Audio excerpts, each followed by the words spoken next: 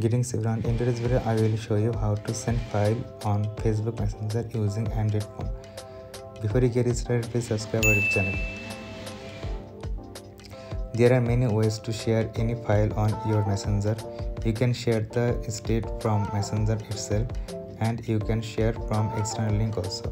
So for this, you just need to open your Google Chrome and enter WeTransfer here, and like WeTransfer, note the website. This is the website. You can upload up to 2 GB any of content and can share with the link. So just I will upload the file which I want to send on Messenger to my friend. Like I will go to the picture, select like this picture I want to share. I will just get a link and upload here. When it will be uploaded, there is a link you can see. Copy the link just here and simply open your Messenger and share it.